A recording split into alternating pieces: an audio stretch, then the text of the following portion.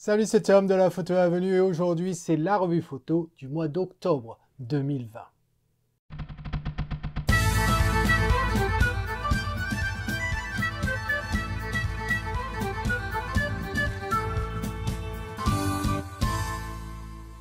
Alors en effet, c'est la revue photo du mois d'octobre 2020. Je dois t'avouer, avant de commencer cet exercice, que je suis absolument exténué. Je suis crevé de chez crevé. Ça fait 4 jours que je passe d'affilée à éditer les photos de mariage. J'ai enfin terminé, mais je suis extrêmement fatigué. Normalement, je devrais aller me coucher, mais je veux absolument sortir cette vidéo pour toi. Voilà.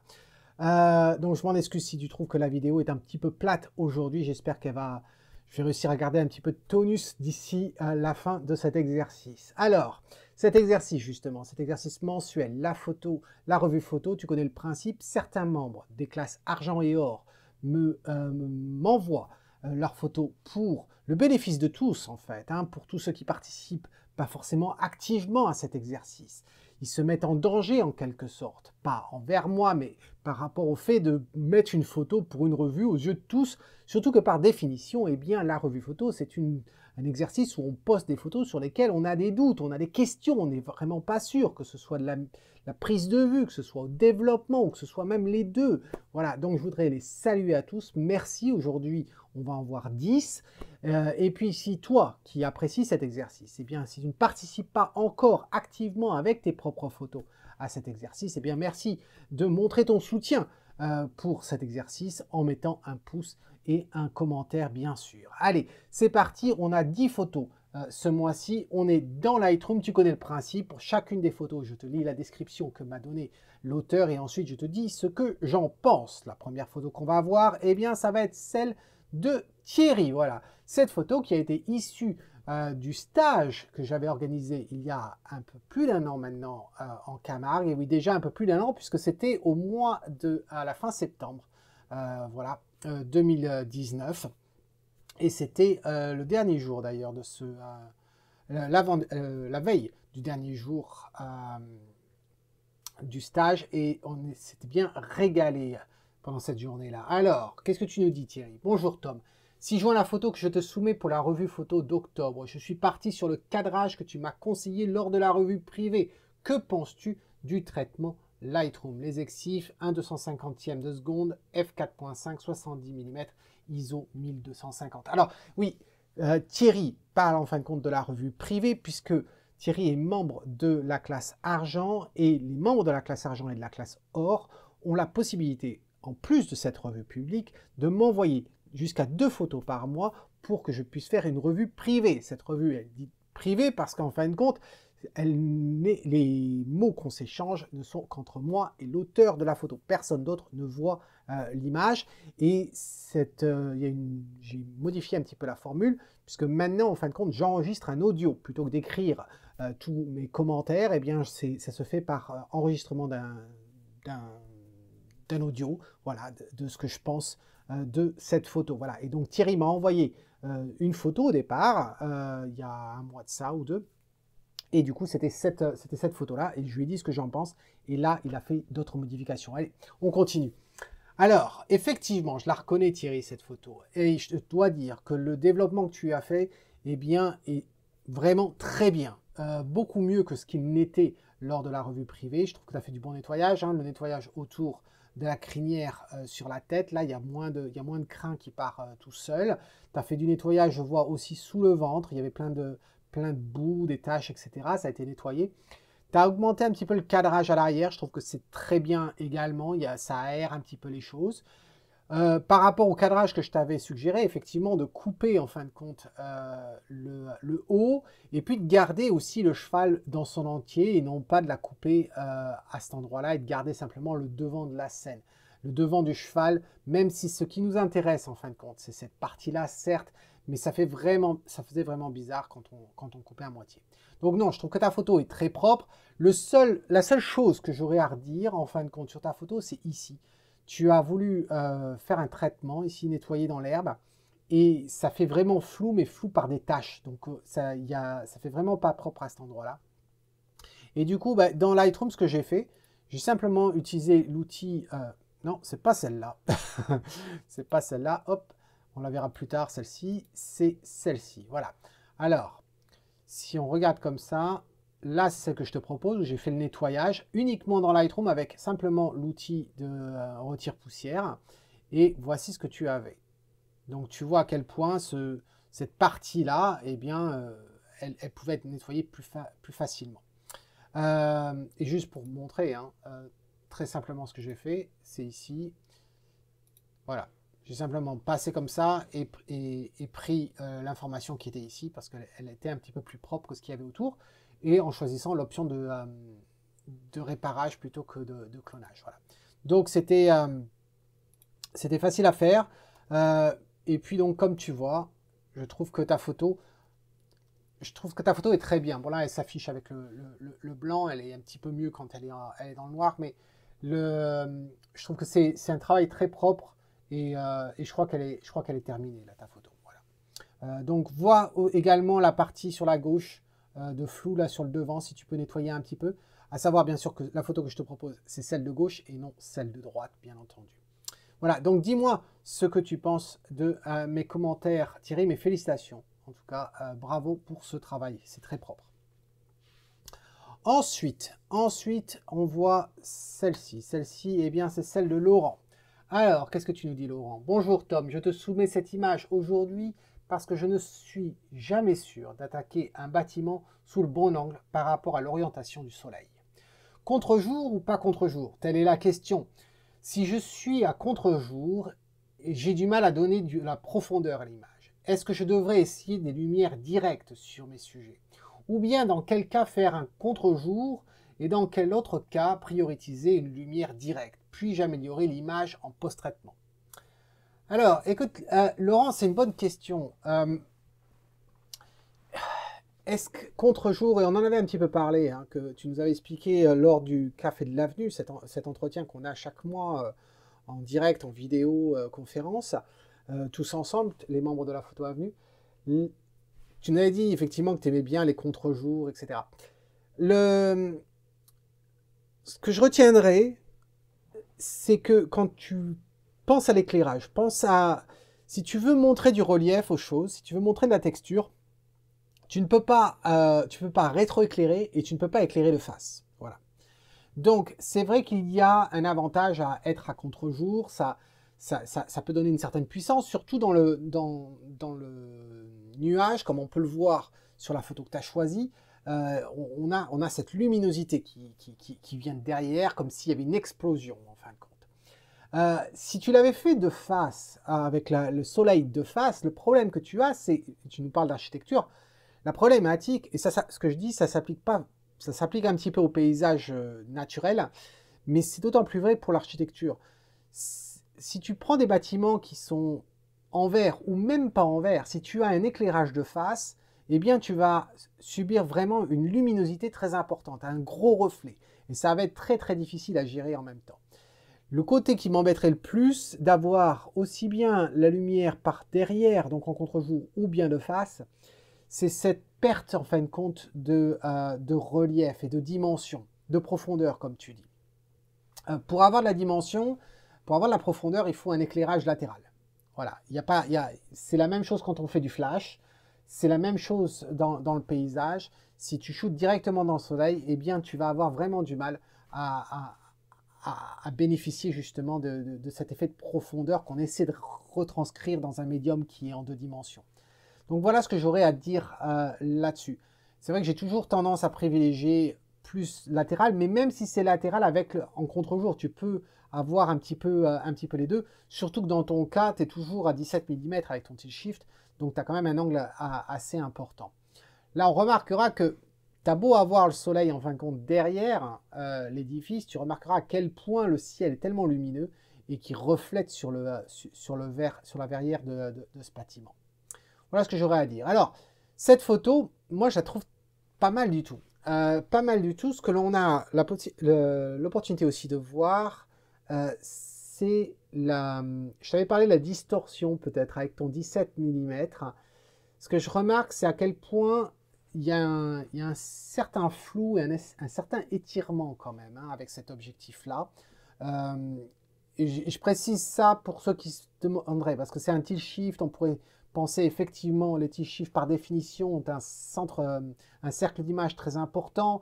Généralement, ils sont connus pour avoir une très bonne qualité, très peu de distorsion.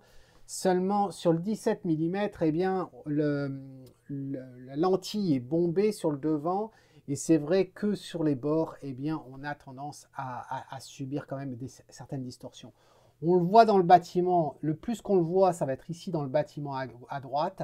Tu vois à quel point eh bien, ça manque de netteté, alors que tu es à f8 et tu es à 17 mm sur un plein format. Donc c'est-à-dire que normalement, tu ne devrais pas avoir un problème de profondeur de champ. Et là, c'est un flou d'étirement en fin de compte. On le retrouve également en haut sur le bâtiment ici à gauche.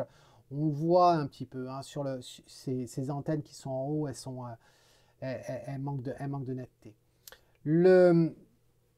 La photo en elle-même, moi je la trouve très bien. Je la trouve vraiment très bien. L'éclairage est bien, en fin de compte. C'est relativement propre. La seule chose que je me suis demandé, je me suis posé différentes questions. Je me suis posé la question au niveau du ciel. Est-ce qu'il y avait un intérêt à peut-être diminuer légèrement la hauteur du ciel? Pourquoi?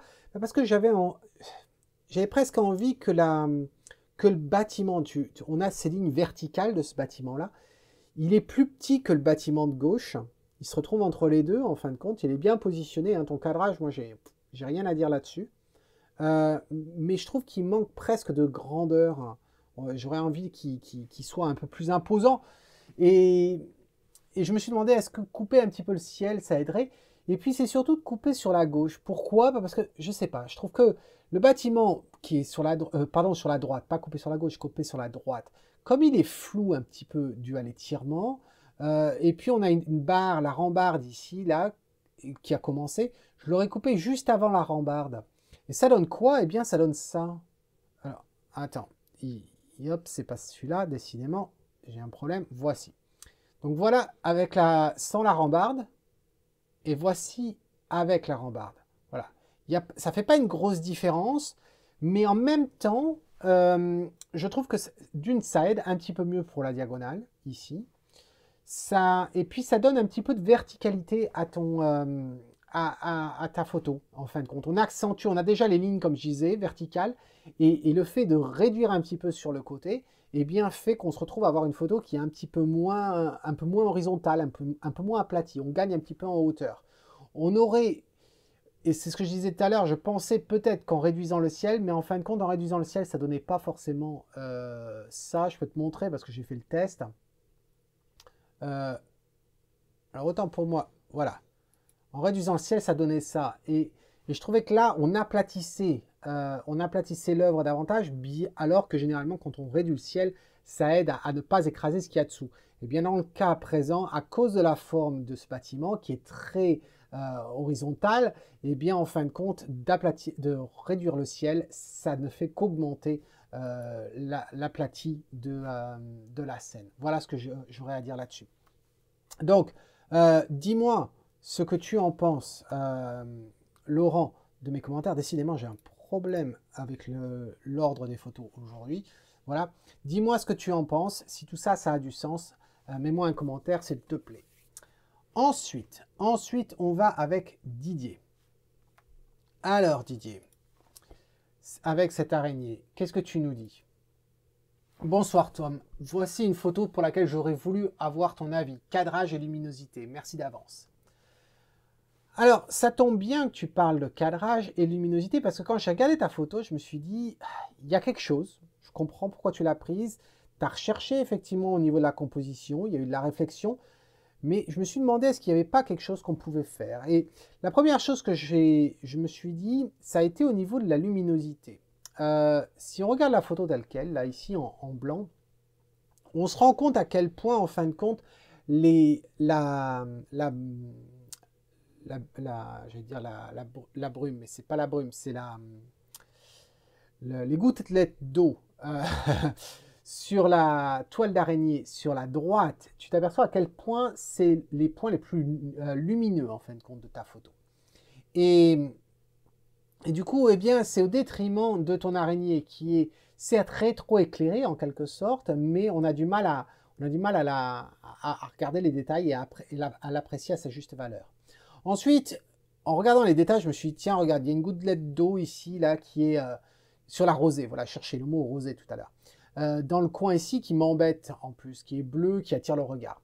Et puis, je me suis dit, au cadrage, est-ce que ça ne serait pas justement l'occasion de jouer sur ces lignes-là qui partent un petit peu en oblique, et du coup, de mettre l'araignée un peu plus dans le coin. Mais ce que je souhaitais, c'est quand même garder la toile d'araignée, là, les cercles qu'on a ici. Je trouvais que c'était important de le garder. Alors, ça donne quoi? Eh bien, ça donne ça. Voilà. Est-ce que je l'aurais cadré comme ça au moment de la prise de vue? Non, mais malheureusement, je suis un petit peu coincé parce que je ne peux pas trop réduire... je ne peux pas trop réduire tel que c'est là. Elle est très proche déjà du haut par rapport à sa position, par rapport au cercle ici. Et si on veut garder les cercles en entier, je pense qu'il est important de le garder ici et de pas trop couper. Je ne peux pas couper sur la gauche et je ne peux pas non plus couper de plus sur le haut. Voilà. J'ai fait quand même attention au niveau de la découpe ici en haut, de garder quand même quelques gouttelettes ici pour monter la transition. Ne pas aller au-delà, parce que si on coupait en dessous, par exemple, eh bien, on se retrouvait à avoir cette ligne-là qui arrivait du haut et on ne voyait pas son point d'origine. Donc, je pense que ça peut être intéressant.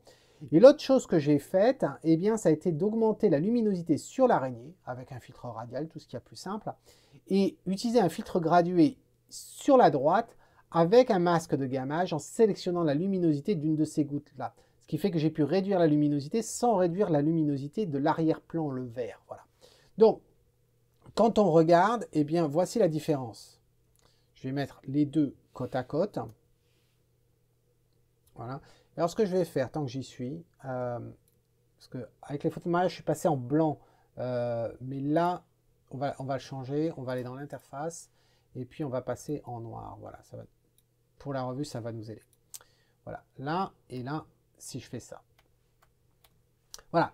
Donc, dis-moi ce que tu en penses, Didier, de mes commentaires. Mais je trouve que ta photo était pas mal au départ. Mais je pense que ce cadrage-là la rend un petit peu plus intéressant. Voilà. Dis-moi ce que tu en penses dans un commentaire, s'il te plaît. Ensuite, on va avec Manon. Manon qui est allée dans les montagnes. Bonsoir Tom et l'avenue. Cette photo a été prise fin août dans les Alpes lors d'une randonnée. J'ai pu m'approcher à une dizaine de mètres environ de cette marmotte et des autres à côté. Je suis malheureusement assez peu satisfaite du piqué de cette photo. Et je pense que c'est à cause de mon objectif. Un vieux Tamron AF 18-200 f3.5 6.3 jusqu'à 6.3 bien sûr. Alors que j'étais très contente de mon approche, du temps passé, de cette rencontre, eh bien, je pense que c'est peut-être possible d'améliorer avec Sharpen AI. Mais aurait-il été possible d'avoir un meilleur résultat lors de la prise de vue avec mon matériel actuel? Merci d'avance pour tes remarques sur cette photo. Nikon D600, le Tamron en question 18-200, pris à 200 mm, à 6.3, donc c'est-à-dire l'ouverture la plus grande qu'on puisse avoir avec cet objectif-là quand on est à 200 mm, et un 1200e de seconde, ISO 640. Alors, c'est un APS-C, cet appareil, je crois, hein, Nikon D600. Effectivement, ta photo manque cruellement de netteté. La question, c'est de se poser d'où vient ce manque de piqué. J'aurais tendance à croire que c'est un flou de bouger, mais en même temps, j'en suis vraiment pas sûr. J'en suis vraiment pas sûr. Je pense pas qu'elle ait bougé. Tu as pris la photo quand même très rapidement, 1/1200e de seconde. C'est vraiment très rapide. Donc, je vois pas comment tu aurais pu avoir du flou de bouger là-dessus. Est-ce que la map a été mal prise? Ça, c'est possible. C'est possible. Où est-ce que tu as fait la mise au point? Est-ce que tu as fait la mise au point sur l'œil? Est-ce que tu as fait la mise au point? Comment tu as géré l'affaire? Est-ce que ça viendrait de la qualité de l'objectif? Eh bien, toi seul pourrais le dire en fin de compte. À ce moment-là, Manon, il faudrait que tu fasses un test. Et je dirais, tout le monde peut faire ce test. Vous faites à l'intérieur avec votre objectif. Pourquoi je dis à l'intérieur? Parce que pour que la luminosité soit constante. Et puis, tu choisis un sujet qui ne bouge pas, un nounours par exemple. Choisis pas ta chienne, parce que ta chaîne va être amenée à bouger. Choisis un nounours, quelque chose qui a, qui a la texture, voilà. Et puis, tu essaies, tu fais les tests. Tu fais les tests de 18 jusqu'à 200. Une chose à savoir, c'est que quand on choisit un objectif au départ, eh bien, on pourrait quand on est novice, on pourrait se demander, eh bien, à quoi bon acheter tout plein d'objectifs tels que un 15-35, ensuite acheter un 24-70 et ensuite un 70-200. Pourquoi acheter tout ça alors qu'on pourrait très bien acheter un objectif qui fait 18-200?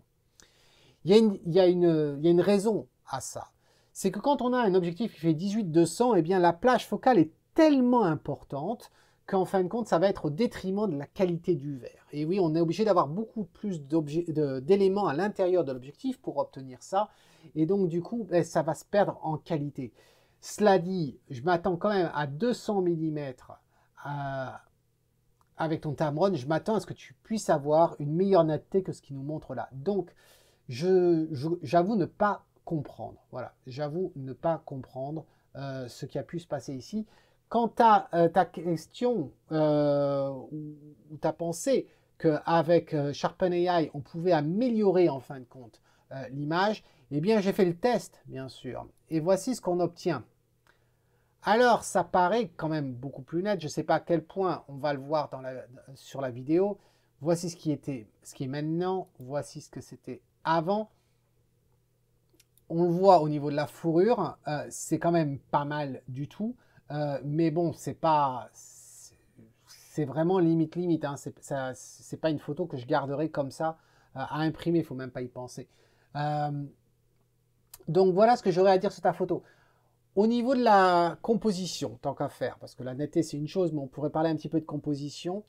Écoute, moi ce qui m'embête dans ta photo, je l'ai même pas retravaillé parce que je pouvais le faire d'ailleurs. Tiens, on va le faire ensemble. Ceci m'embête. Tu vois là, tu as une tige ici là d'une herbe sauvage, du blé sauvage ici là, et du coup, ça fait quelque chose de lumineux sur le côté qui n'a pas d'air. Donc du coup, la première chose que j'aurais envie de faire, c'est déjà de la supprimer. Ensuite, c'est vrai que j'aurais envie de cadrer beaucoup plus serré. Ça, c'est vrai. Mais on ne peut pas non plus trop se permettre quand on... Voilà. Quelque chose comme ça. Je pense que laisser du devant, ça peut être effectivement intéressant. Et voilà comment, en gros, je cadrerai la photo. Donc, si on met les deux côte à côte... Alors, bien sûr, attends, je vais inverser les... Non, ça marche pas comme ça. Hop, on va choisir celle-ci. Voilà. Celle que tu avais postée, c'est celle de gauche, bien entendu. Celle que je te propose, c'est celle à droite. Voilà. Dis-moi ce que tu en penses, Manon. Là-dessus, on aura l'occasion d'en discuter, si tu veux, davantage de ton matériel lors du Café de l'Avenue la semaine prochaine. Je crois que c'est la semaine prochaine. C'est le dernier vendredi du mois, de toute façon. Voilà.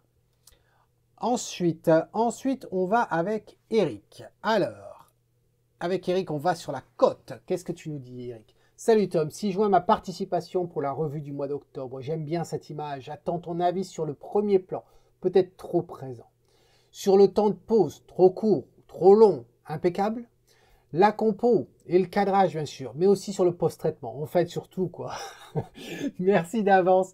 Et pour les exhibs, si je me mélange pas tout comme la dernière fois, eh bien ça a été fait avec le 5D Mark III avec le 24-105 mm à 24 mm, 1 seconde, f8, ISO 400.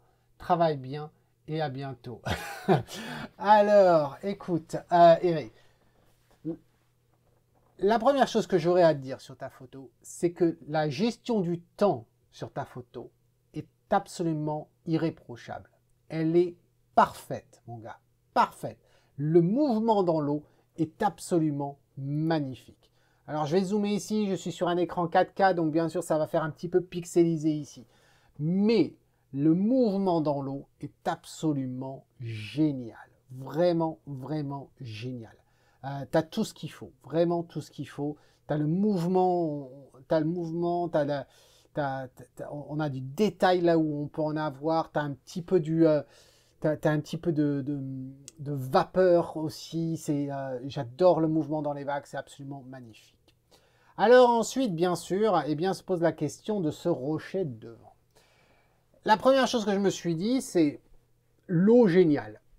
Et puis ensuite, je me suis dit, j'aurais adoré être là, j'aurais adoré prendre cette scène, mais je crois que je me serais approché et j'aurais mis mon appareil au-dessus enfin à côté de ces rochers-là, et je les aurais pas forcément pris dedans. Voilà. Ces rochers m'embêtent. Ces rochers m'embêtent. Ils sont là en fin de compte comme deux pecnos qui peuvent être là des fois quand tu essaies de faire des photos, et puis en fin de compte, tu as deux pecnos qui marchent, et d'un seul coup, ils viennent se mettre juste devant ton appareil, et ils discutent, ou pire, ils déploient leur trépied, et puis ils font des photos en étant devant toi, tout en prétextant qu'ils ne t'avaient pas remarqué. Voilà, ça peut arriver. Donc oui, est-ce que c'est un petit peu trop les deux rochers de devant? Je pense. Les deux rochers de devant auraient pu avoir un intérêt, si tu veux, de par leur forme. Cette forme en V, en fin de compte, on pourrait avoir, s'il y avait eu quelque chose ici, si ça guidait un petit peu le regard. Et là, en fin de compte, ça guide pas le regard, parce que on dirait des doigts, en fin de compte, et puis on a un doigt qui monte vers le haut. Donc, ça nous y amène pas. J'ai presque envie de te dire, je sais pas, c'est facile à dire comme ça, hein, il faut voir sur le terrain, mais j'aurais presque eu envie, si je les avais gardés, de me déplacer sur la droite afin et faire en sorte qu'ils soient un petit peu plus petits. Voilà, donc c'est-à-dire en mettant un petit peu plus haut.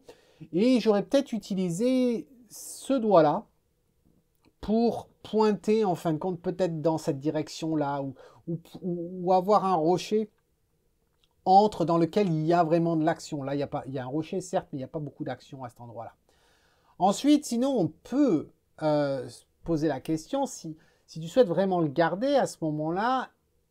Le problème, c'est que ça fait un peu comme un cheveu sous la soupe, quoi. On a cette grande scène, et puis on a ces deux rochers là pile devant. On peut se demander si on coupe la partie gauche, à ce moment-là, eh bien, ça aide à cadrer un petit peu à cet endroit-là. Mais je ne suis pas certain parce que ça fait réduire en fin de compte l'océan, ce qu'on a au loin ici, et je ne suis pas forcément fan non plus. Donc ça, c'est pour la composition, et c'est pour te montrer aussi que la composition, eh bien, c'est pas si simple de critiquer une composition ou de donner des alternatives quand on se base uniquement sur cette photo sans voir la scène globalement. Ensuite, il y a au niveau du traitement. Alors, la première chose que j'ai vue ensuite, c'est que ton horizon n'est pas droit, mon gars. Et oui, ça a tendance à remonter ici sur la gauche. Donc ça, c'est la première chose. Ensuite, c'est ton ciel. Ton ciel, tu as assombri le ciel. Et là, pour moi, ça me gêne parce que le bleu n'est pas du tout naturel. C'est un bleu vraiment assez sale, un peu gris mauve, un petit peu. Et puis ensuite, c'est beaucoup trop sombre. C'est beaucoup trop sombre. Quand on voit cette scène, on s'imagine déjà qu'il y a une lumière dure, hein. On voit l'ombre ici dans les rochers. Donc c'est une lumière dure. On voit la luminosité sur le blanc, pardon. Mais là, le fait d'avoir de la luminosité sur le blanc ici, et pas en avoir là, j'ai des gros doutes sur le réalisme de la photo. Pourquoi je dis ça? Parce qu'on pourrait très bien avoir cette scène-là si dans le ciel, il y avait beaucoup de nuages, et on a un moment donné où effectivement le soleil est caché derrière le nuage. Là, j'ai beaucoup de doutes que ce soit le cas en fin de compte. Et je trouve ça très bizarre d'avoir l'eau qui soit plus sombre que le reste, d'accord, mais pas aussi sombre que ça, et surtout pas aussi sombre que la crête. Regarde, même les nuages, même les rochers ici sont très sombres, les arbres également. Donc, ouais, là, ce que je ferai, c'est régler l'horizon, éclairer un petit peu davantage l'eau, les crêtes en face et les arbres ici, et puis changer un petit peu la tonalité la teinte du bleu dans le ciel et aussi la luminosité. Alors, ça donne quoi? Eh bien, ça donne ça. Voilà. Là, je trouve qu'il y a une meilleure homogénéité en fin de compte entre la scène que l'on a, c'est-à-dire la luminosité du premier plan, du deuxième plan avec l'eau blanche. Là, tu vois que l'eau derrière est quand même plus sombre, mais je trouve que ça fait plus naturel. Et tu n'avais pas besoin de faire un effet aussi contrasté que ça en fin de compte. On assombrit, voilà. Je mets les deux photos côte à côte pour qu'on puisse bien voir. Bien sûr, à gauche, c'est ce que tu as à proposer. À droite, c'est ce que je te propose. Voilà la différence. Et je trouve que c'est un peu plus plaisant à voir. Et donc, tiens, puisqu'on en est là, j'en profite ici, là, pour voir si on va ici et si on s'amusait à voir au niveau du cadrage que je te disais tout à l'heure, c'est on pourrait effectivement imaginer alors, de se concentrer uniquement là-dessus. Ça aurait pu marcher, mais là, je trouve que on est un petit peu trop, on est trop serré. Si ça s'arrêtait à cet endroit-là, pourquoi pas de partir sur un carré? Parce qu'à ce moment-là, tu vois les pointes de ces rochers montent vers le haut et ta scène se retrouve à être une scène verticale ou carrée, tu vois, par exemple. Si ça avait été quelque chose comme ça, et on fait abstraction hein, de l'arrière-plan ici. Sur quelque chose comme ça, on pourrait même, voilà, comme ceci. Je pense que ça, à la limite, ça fonctionne. Parce que tu as ce V avec l'action ici. Ça fonctionne pas mal du tout, en fin de compte. J'aime assez. Après, c'est à savoir si ça nous embête d'avoir la cote ici qui soit fermée. Mais là, ça fonctionne. Donc, écoute, je vais créer une copie virtuelle. Comme ça, on va voir les 3 versions. On reste sur... elle est où? On reste sur celle-là. Et là, je reviens ici. Voilà. Et donc, du coup, eh bien, on a ces 3 versions à regarder. Eh bien, complètement éteint là. Très, très bizarre ce qui se passe là. Il m'éteint complètement la lumière. Va savoir pourquoi. Bref, voici les 3. Donc, dis-moi ce que tu en penses, Eric. Est-ce que tout ça, ça a du sens? Et je pense que tu devrais pas tarder à recevoir tes impressions. Tu devrais les recevoir peut-être demain, voilà, je pense, demain ou après-demain ou plus tard. Voilà pour ta photo, Eric. Ensuite, on part dans le sud de la France avec Christiane. Voilà. Alors, Christiane, qu'est-ce que tu nous dis? Hello Tom, pour octobre, la Corniche d'Or, longer le long de la route exceptionnelle entre Saint-Raphaël et Cannes, surplombant les calanques aux rochers rouges du massif de l'Esterel. Alors, au niveau des actions que tu as appliquées, tu as fait un recadrage, un filtre radial sur la corniche de droite afin d'éclaircir et de renforcer la teinte spécifique, un grand filtre radial sur les rochers du fond, pinceau de retouche dans l'ombre des rochers, un autre sur les maisons du fond pour les assombrir, un filtre gradué en bas et un autre léger dans le ciel. Le cadrage, développement sont-ils adaptés à la situation? Ça a été fait bien sûr avec ton Nikon, je crois que c'est le D750, ISO 64 avec des filtres libres, beaucoup de luminosité dès le matin, f16, un quart de seconde, 82 mm, le tout avec trépied. Es-tu sûr, madame, que tu as fait cette photo avec un trépied? En es-tu vraiment sûr? Je te dis ça parce que ta photo est entièrement floue. Voilà. Je comprends pas ce qui s'est passé. Alors on pourrait se dire, non mais Tom, t'as trop zoomé, c'est tout. Eh bien non, j'ai pas trop zoomé. Parce que si je te la mets à 100%, voilà la photo à 100%. Et tu t'aperçois qu'elle est plus grande que mon écran. Donc c'est pas un problème d'avoir trop zoomé sur mon grand écran, pas du tout. Je ne sais pas ce qui s'est passé ici.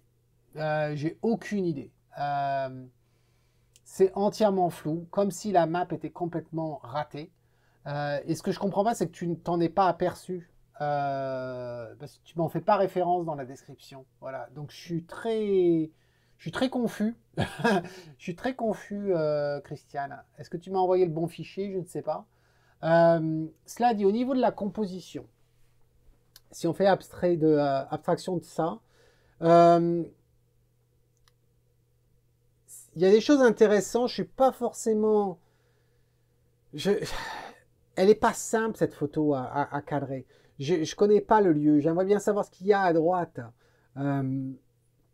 Avec cette corniche là sur la droite. Je ne sais pas si on ne pouvait pas avoir le haut de la corniche. Jusqu'où ça monte, je sais pas. Le coin en bas à droite m'embête un petit peu d'avoir si peu en fin de compte de devant de scène. Je comprends pourquoi tu l'as gardé, parce que faire un cadrage ici et couper l'arbuste, ça passait pas. Donc vraiment pas simple du tout. On pourrait avoir l'idée de faire sur la diagonale ici, mais le problème c'est que au niveau cadrage, au niveau cadrage, c'est vraiment, vraiment galère. J'ai essayé de faire des choses, je me rappelle plus si je les ai gardées, pour te montrer à quel point c'est galère. C'est effectivement... Au départ, je me suis dit, tiens, et si on garde ça? Voilà. Si on garde ça, ça pourrait peut-être fonctionner. Mais encore, ce qui me gêne, c'est cette corniche à droite. J'aimerais bien en voir davantage. J'aimerais voir un petit peu le haut. J'aimerais comprendre un petit peu mieux le lieu. Voilà. Généralement, quand tu as des scènes comme ça de côte, eh bien, c'est vrai qu'une photo à la verticale aide. Les photos à l'horizontale peuvent fonctionner, mais généralement, elles fonctionnent si tu vois la fin de la côte, tu vois. Et là, on n'a pas de fin de côte. Donc, c'est très... c'est pas simple du tout, voilà. Alors, au niveau de ton développement, bah, oui, au niveau de la... Ton ciel est bien. Tu vois, Eric, je parlais d'un ciel Là, le ciel est bien, comme tous les ciels, hein, c'est-à-dire qu'on a la partie basse du ciel est plus lumineuse que la partie haute, c'est normal. Le bleu est correct. Le bleu de l'eau, eh bien, c'est celui que tu as chez toi, hein, la Miss. Donc, oui, on voit un certain voile hein, sur cette photo. C'est propre à la région aussi. Non, je trouve que ton développement est plutôt pas si mal. C'est juste la composition. Je suis pas sûr. Je sais pas trop regarder en fin de compte dans cette photo. C'est là peut-être que j'ai du problème. Je sais pas où regarder. Voilà.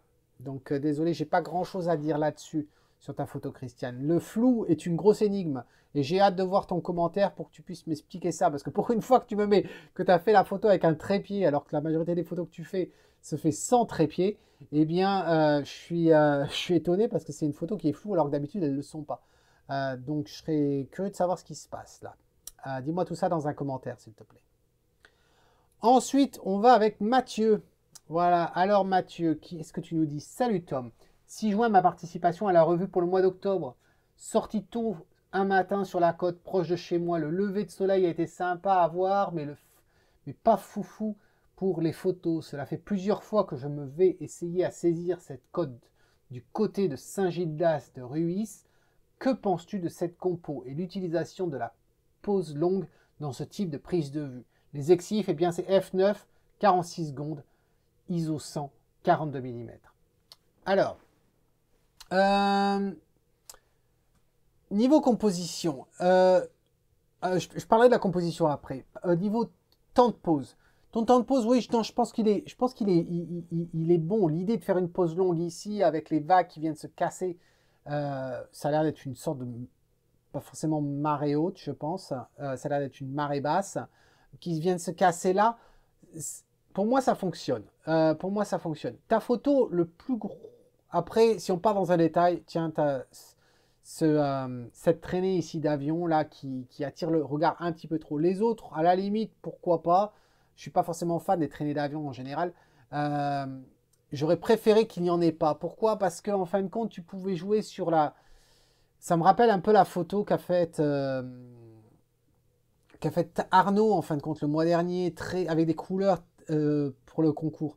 Des couleurs très douces, très pâles, très pastel. Et tu as ça, en fin de compte, dans le ciel. Et ces lignes-là, bah, je trouve qu'elles apportent rien de particulier à ta photo. Voilà.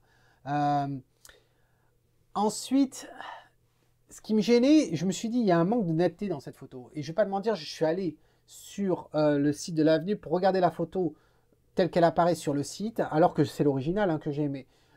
Sur le site, je pouvais l'avoir en plus petit et ça me permettait de voir que, apparemment, tu as la bonne netteté. C'est juste que mon écran est tellement grand que j'ai du mal à apprécier la netteté de ton image.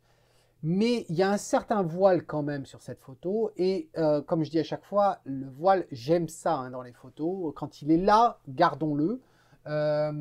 Donc le voile ne me gêne pas. La luminosité me gêne un petit peu. Hein. Ici, c'est un petit peu très lumineux, on va dire, un petit peu très. Ici.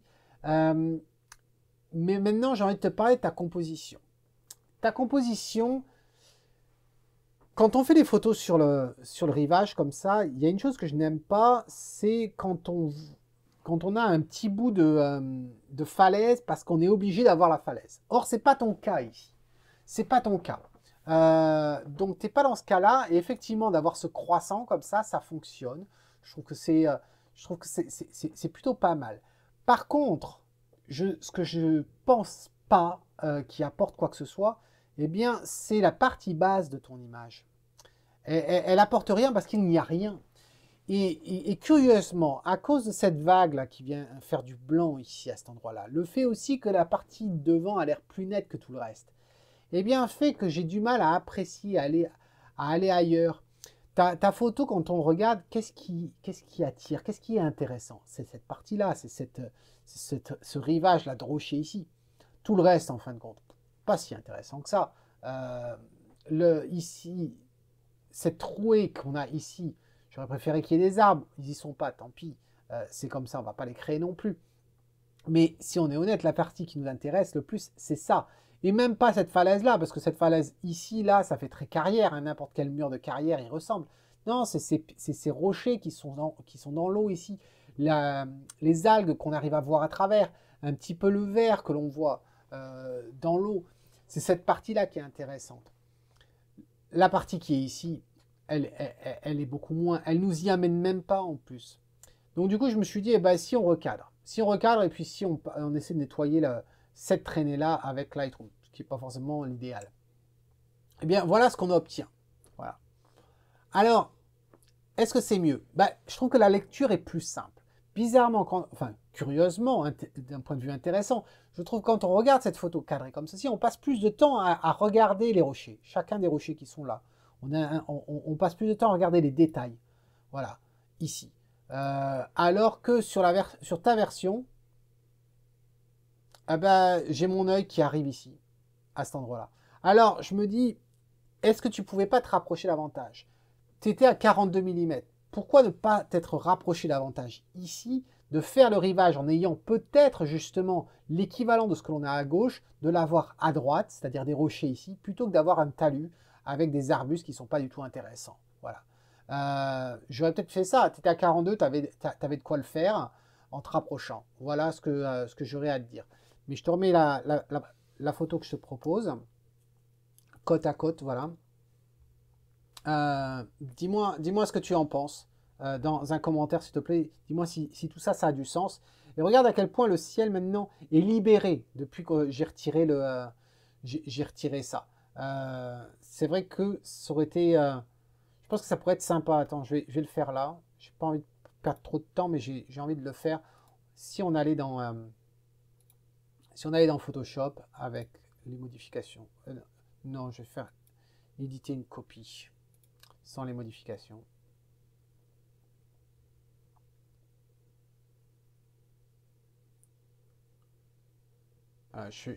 Ok.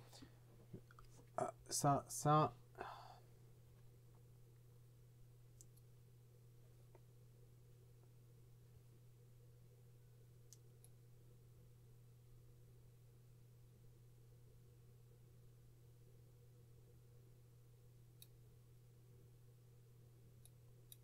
C'est pas du plus propre. J'essaie d'aller le plus rapide possible.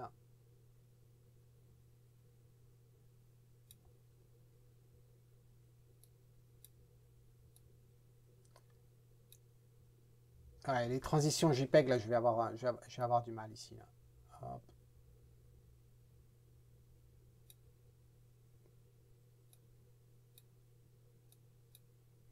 Et après, à la limite, je peux utiliser ça, réduire l'opacité. Voilà. Et puis, je pense qu'en clonant ça, ça devrait... On va partir sur le plus lumineux tant qu'à faire.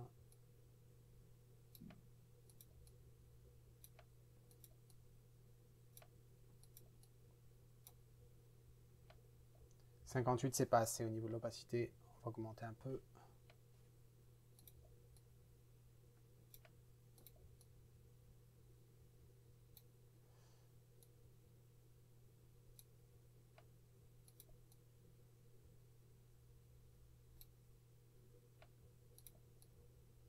Ouais, non, je vais pas pouvoir faire mieux là comme ça. Mais ce que je vais faire, je vais sauvegarder. Hop. va retourner dans Lightroom. Ici, et du coup, bah, je vais retirer.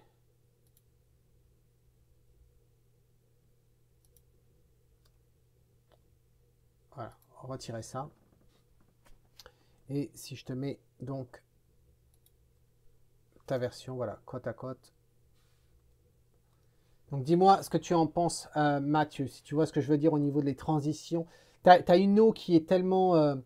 qui est lisse en fin de compte, avec des transitions de lumière, etc., que je pense que le ciel a besoin de refléter ça. Voilà. Et je pense que tes traînées d'avion, là, je suis vraiment pas fan. Mais dis-moi ce que tu en penses de mes remarques dans un commentaire, s'il te plaît, Mathieu. Ensuite, on va avec Dinis. Alors, Dinis, moi, Tom, voici une photo prise à main levée dans les conditions un peu défavorables. Je sais que cette photo manque de netteté, mais est-ce que tu trouves pertinent le cadrage? Et est-ce que tu penses qu'il faille assombrir un peu l'arrière-plan? Merci. Alors, écoute, Dinis, voilà, effectivement, hein, il y a un problème de netteté, mais au niveau du cadrage, pourquoi pas? Pourquoi pas, mais il y a des choses qui attirent mon regard. Par exemple, ici, là, en bas, à droite, en bas au centre. Il y a une sorte de tige ou avec un détail ici. Ça attire le regard. Ensuite, je me dis, il y a une question de luminosité, effectivement, comme tu l'as soulevé. Il y a l'arrière-plan. Le jaune ici qui est beaucoup trop lumineux par rapport à tes champignons. Tes champignons, on les oublie. Ok, ils ne sont pas nets, ça n'aide pas à ta cause. Mais là, les feuilles derrière qui sont trop lumineuses, c'est pas possible. On a une sorte de ton sur ton et il faut que ton sujet ressorte davantage. Ensuite, on a cette feuille ici, cette feuille qui malheureusement tire un petit peu vers le bleuâtre, le blanchâtre, et je trouve qu'elle pourrait mériter d'être un peu plus marron, aller un petit peu mieux dans les tons. Voilà. Alors, du coup, ben, qu'est-ce que j'ai fait? J'ai recadré, j'ai joué sur la luminosité avec des brosses, avec des filtres radiales, et ça donne quoi? Eh bien, ça donne ça. Voilà. Tu remarques, regarde principalement maintenant la feuille ici. Regarde la feuille. Voilà. La façon que j'ai fait, c'est que j'ai assombri et j'ai aussi joué avec la brosse. Tu as la possibilité de changer en fin de compte la teinte de la couleur. Et donc du coup, ben, j'ai changé la teinte comme ça en partant un peu plus vers le marron et assombrir. Et je trouve que ça fait un peu plus naturel. J'ai aussi assombri certaines parties de ta... Pas uniquement en fin de compte le jaune. Voilà. Et je pense que là, eh bien, on arrive à se concentrer davantage sur ton sujet. Voilà. Donc, si je mets les deux à côté, côte à côte, bien sûr, celle que je te propose, elle est à droite, celle que tu as envoyée, elle est à gauche. Le cadrage en soi est pas si mal que ça, mais faut-il encore avoir la bonne netteté pour nous aider à lire correctement ton sujet. Voilà. Dis-moi ce que tu en penses dans un commentaire, s'il te plaît. Ensuite, on va avec Lilian. Alors Lilian, qu'est-ce que tu nous dis? Salut Tom, comme tu vois, j'ai repris mes bottes. J'ai essayé ta tête de trépied. Non monsieur, c'est ta tête de trépied maintenant. La P0. Sur cette photo et je me suis régalé. Pour cette prise de vue à f10, ISO 800, 1 seconde, j'ai dû monter mes ISO assez haut pour avoir un temps de pause correct. Dis-moi ce que tu en penses de la compo. Et dis-moi si les ISO élevés ne te choquent pas. Précision sur la photo, je l'ai prise assez tard avec une lumière basse et avec un filtre polarisant. Merci d'avance. Ben écoute Lilian, c'est ce que je disais l'autre jour durant le café de l'avenue, que des fois il nous faut du matériel pour susciter justement l'inspiration ou l'envie de photographier, l'excitation de jouer en fin de compte. Voilà. Eh bien, je pense que c'est exactement ce dont tu as fait l'expérience. Parce que ta photo, je la trouve très bien. Je crois que tu avais déjà été à cet endroit-là, pour photographier, je crois reconnaître l'organisation des rochers. Mais je la trouve très bien, ta photo. Vraiment, elle est très sympa. Il y a des patterns, des dessins formés entre les feuilles et puis les différents patterns qu'on voit de mousse sur les rochers. Je trouve ça très, très, très intéressant. Alors, est-ce qu'il y a des choses à redire là-dessus? Bien, oui, je pense qu'il y a des choses à redire. Et mes remarques, elles sont faites spécialement pour toi, puisque je sais que tu es intéressé par l'impression, tu t'y mets. Et je pense que ça va t'intéresser à ce niveau-là. Déjà, la première chose que j'ai remarqué, c'est, regarde ce rocher ici. Ce rocher-là et ce rocher ici, je trouve qu'ils sont trop lumineux. D'ailleurs, attends, je vérifie une chose. Est-ce que je me suis trompé ou pas? Non. Ok. Voilà, je les trouve trop lumineux, ces deux rochers-là. Donc, je pense que ça mériterait. Ensuite, je pense que ce qui mériterait aussi, c'est cette partie-là. Juste ça, là, tu vois, c'est un petit peu trop lumineux. Et ça se voit peut-être pas à l'écran comme ça quand on le voit. Je t'avouerai, quand je l'ai regardé, je l'avais fait je l'avais montré contre le blanc. Voilà. Et contre le blanc, si je ferme un petit peu tout ça, voilà. Je trouvais... Attends, ce que je vais faire, c'est que je vais même changer ça. Je reviens ici. On va repasser en blanc. Voilà. Voilà. Donc, quand on voit cette photo-là, tu t'aperçois à quel point ce rocher ici et celui-ci sont lumineux. L'autre point lumineux en haut, comme j'ai dit. Et ensuite, eh bien, tu as un autre point lumineux, c'est celui-ci, là. Juste en bas à droite, là, dans l'eau. Juste ce point-là, qui attire le regard, malheureusement. Ensuite, tu as cette feuille ici, qui est là. Ce petit bout de feuille, là, qui attire un petit peu trop le regard. Pourquoi? Parce qu'elle est dans une partie sombre. Les feuilles qui sont ici à droite ne me gênent pas parce qu'elles sont dans des parties claires et donc ça se marie bien. Là, celle-ci, c'est la seule qui est ici. Elle a une forme assez curieuse et du coup, ça attire le regard. Ensuite, tant qu'on est dans les choses qui attirent le regard, tu remarqueras que ici, eh bien, tu as quelque chose de sombre là, à cet endroit-là. Et du coup, plus sombre que le reste, ça attire le regard. Idem à cet endroit-là. On pourrait argumenter que la branche peut-être est un petit peu trop sombre. Mais tu vas voir qu'après les modifications que j'ai faites, eh bien, je trouve que la branche, ça peut passer. Donc, qu'est-ce que j'ai fait? Eh bien, j'ai fait exactement ce que je viens de te décrire. Ça donne ça. Voilà. C'est pas énorme le changement. Certains diront, mais il n'a rien changé. Bah, non, j'ai pas changé grand-chose. La photo était déjà très bien. Mais regarde, ne serait-ce que sur la droite, là, ici, cette partie-là. Regarde ce que tu avais. Tu vois à quel point ça ressort. Et là, ça ressort pas tant à l'écran, ça demande d'avoir l'habitude, mais je peux te garantir qu'à l'impression, tu verrais ce coin-là qui ressortirait. Pareil, le haut en haut à gauche, eh bien, j'ai pas fait grand-chose, j'ai un petit peu coupé pour t'arrêter juste avant le ciel gris. Ensuite, en ce qui concerne les rochers, tu vois, j'ai pas fait grand-chose, c'est pas énorme, mais c'est vraiment dans le détail d'assombrir légèrement. Pourquoi? Parce que quand on est comme ça, si tu as les pierres qui sont lumineuses, eh bien cette pierre, elle devient trop lumineuse et on est amené à pointer le regard à cet endroit-là. Or, c'est pas forcément là le plus intéressant, il se passe rien à cet endroit-là. Donc on a envie de rester quand même, grosso modo, ici, on a envie de regarder les arbres et tout. J'aime vraiment la forme de ce rocher-là qui est repris par les arbres, je trouve que c'est très sympa. J'ai envie de rester dans ce triangle ici, là. Et cette pierre-là attire le regard vers l'extérieur.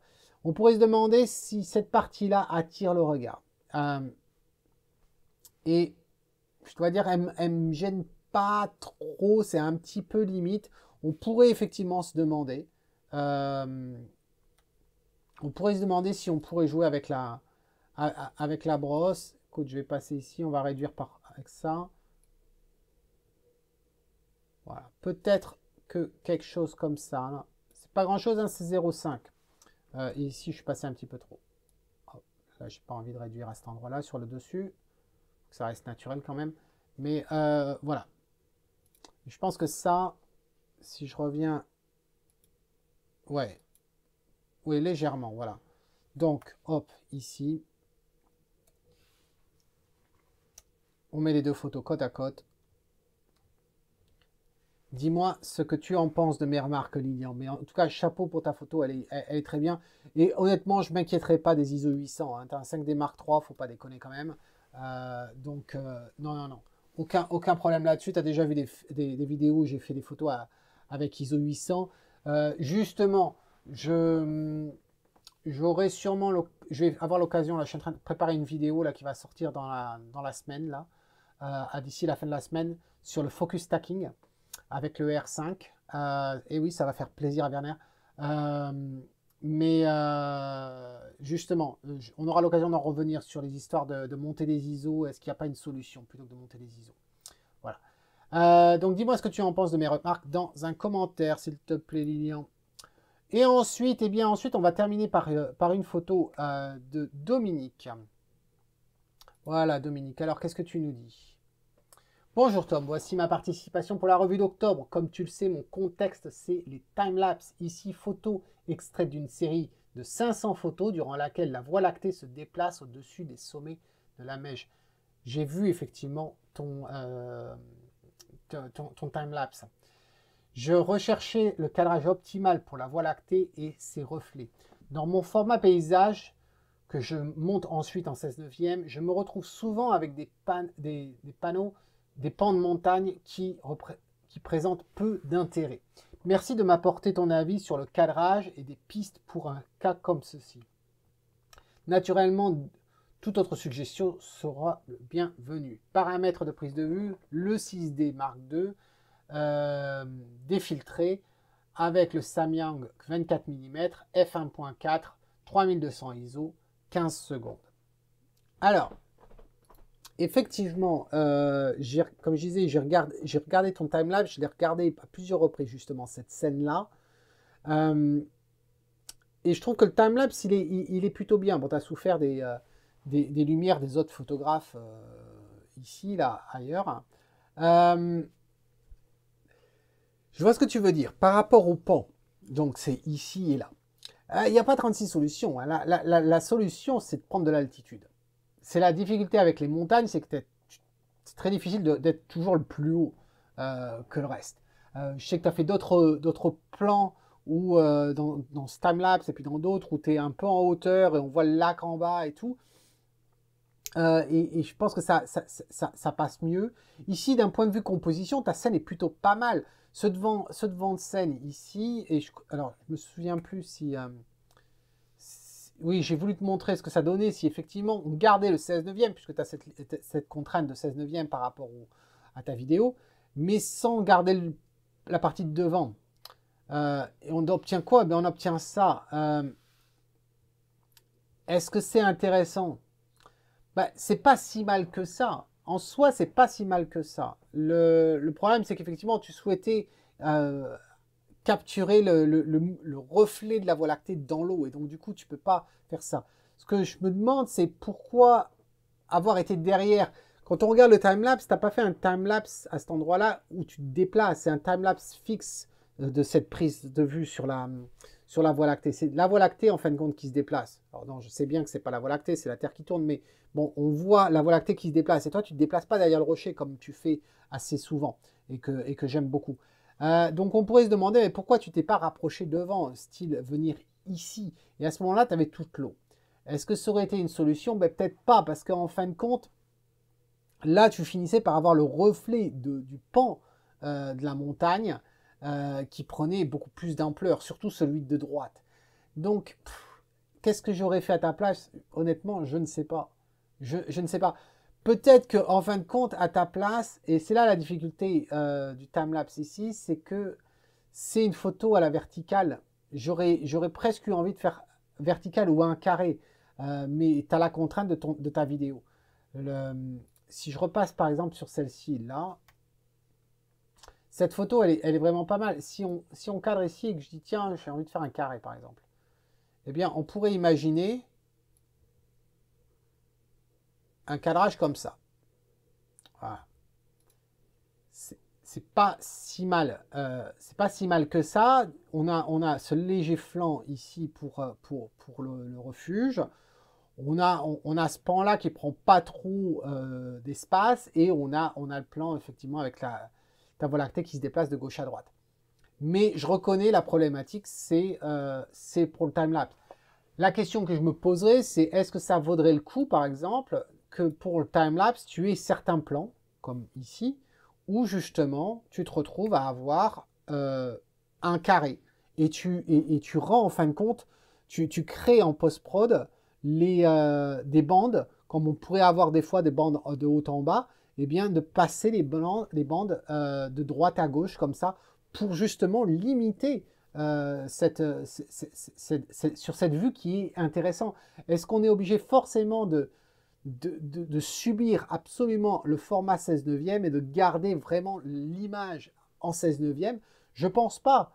Je pense pas. C'est un peu l'idée d'être obligé de se bloquer dans les cadrages standards de 6 par 4. Alors, je te parle en pouces, mais 6 par 4, 4 par 5, etc. Est-ce qu'on est obligé de garder ces standards-là alors que la scène qu'on photographie, eh bien, ne prend pas vie dans un cadre tel que celui-ci? Et je pense pas. Je pense pas. Je suis vraiment pas fan des cadrages standards. Je pense que les cadrages doivent s'adapter au sujet, donc pas l'inverse. C'est pour ça qu'on a la possibilité de créer des cadres ensuite personnalisés, hein, à taille spécifique. Donc, pour moi, ça s'applique aussi pour le time-lapse. Voilà, à méditer. J'ai hâte de voir ce que tu vas me dire par rapport à ça, à cette idée justement que peut-être une séquence dans ton time-lapse, ou quelles que soient les séquences nécessaires, ou bien faire carrément ton time-lapse, si tu fais tout ça un lieu comme ça en montagne, et que tu aperçois que le carré, eh bien, aide davantage à la lecture, pourquoi pas? Voilà, pourquoi pas? Dis-moi ce que tu en penses. J'espère que ça t'aide en tout cas. Voilà, c'était donc cette revue photo pour le mois d'octobre. J'espère que le rythme n'était pas trop lent. Je dois dire que je suis vraiment mort. Donc, j'espère que tu as apprécié cet exercice. Dis-moi ce que tu en penses dans un commentaire. N'oublie pas de soutenir, bien sûr, tous ceux qui ont participé à cette revue en mettant un pouce. Tu sais que ça aide. Voilà. En attendant la vidéo qui sort d'ici la fin de la semaine, eh bien, c'est Tom qui te dit, si tu aimes ce que tu vois, capture-le et prends soin de toi. Cheers.